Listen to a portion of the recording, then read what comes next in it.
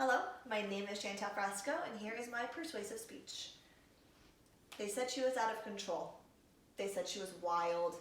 They said she was hard to handle. But after I spent 10 minutes with Pitbull Mixed Beefcake, I saw that she was gentle, she was sweet, loving, very smart, and willing to learn.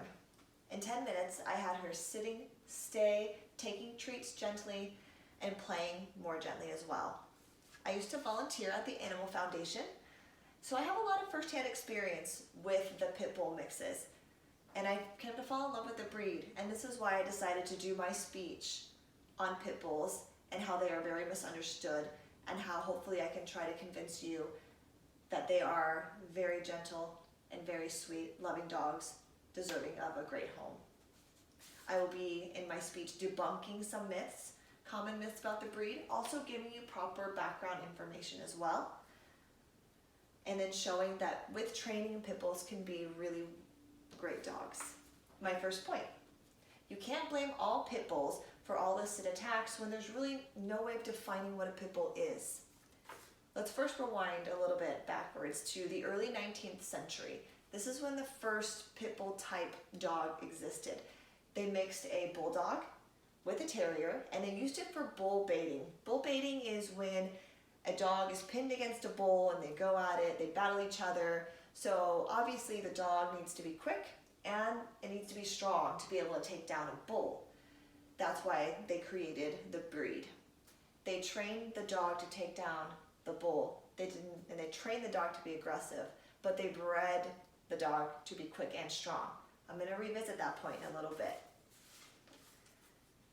Now, did you know that pit bulls aren't a recognized breed by the AKC, the American Kennel Club?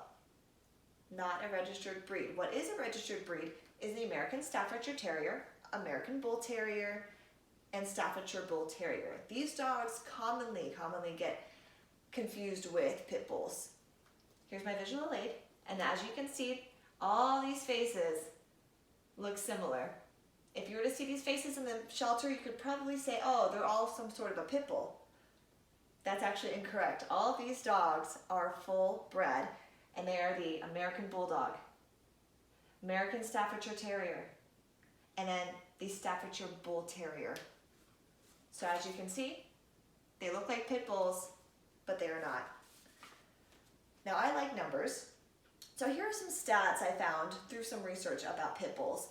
There is a case study by researchers at Arizona State that show that 98% of the dogs tested in shelters were of mixed breed. 98%. So next time you walk in a shelter, just know there's a really big percentage that are going to be mixed breed.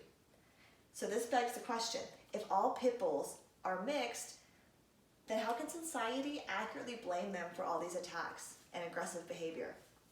This brings me to my next point, myths and misconceptions of pit bulls. The first myth, pit bulls have lockjaw. There's no such thing as lockjaw. There is no scientific study out there that proves that lockjaw exists in dogs. What does exist?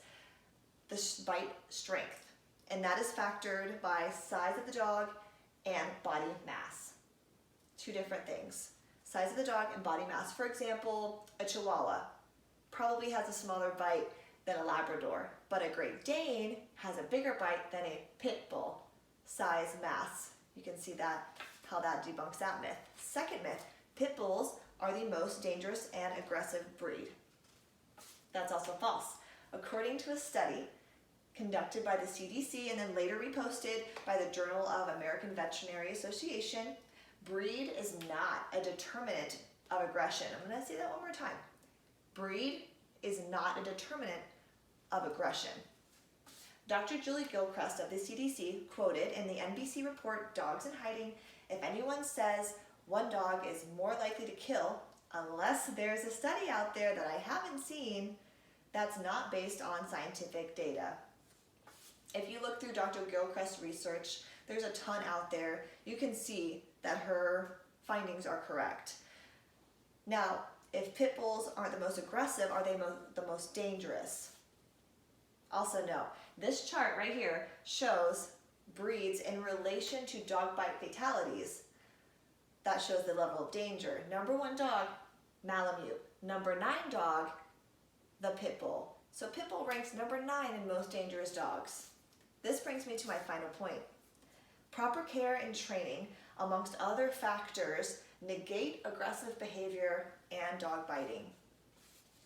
According to the CDC, they have 3 ways to prevent dog attacks. First, through proper selection, training, treatment, care, and socialization of your dog, number 1. 2, animal control. About 30% of animal attacks are done by stray dogs. And number 3, dog bite reporting. You just need to know the information. Next, American Veterinary Medical Association have 3 preventable factors contributing to dog bites. First, owner's neglect or mistreatment. 2, victim having no relationship with the dog. 3, failure to spay or neuter. So you can see the similarities between the 2 studies.